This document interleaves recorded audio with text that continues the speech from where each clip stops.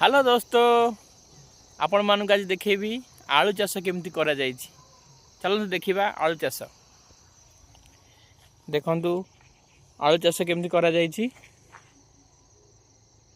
देख पारथिबे केते सुंदर भाबरे आलू चाष करा जायछि। आ सुंदर भाबरे भी फल आसी जीवो आ किछ दिन परे। देख पारथिबे एई टाइप रे आलू चाष करा जाए। आ पानी मड़िया केमती करा जायछि देखंतु।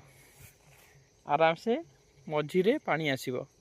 मझिरे पानी आसिले आराम से दी पटरू पानी आसिले मूल को लागिबो पानी।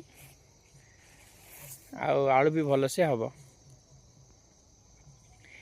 देखंतु पानी आसीबा पई पाखरे नदीटा भी अछि। एइटू आराम से पानी हमर मोटर लागि आसीबो। आसला परे बिलर आराम से पहुँचला परे आलू गछ को सफिशिएंट पानी मिल पार। पाखर भी अन्य अन्य चाष भी करा जायछि। देख पारुथिबे केमती अलग अलग चाष भी होइछि।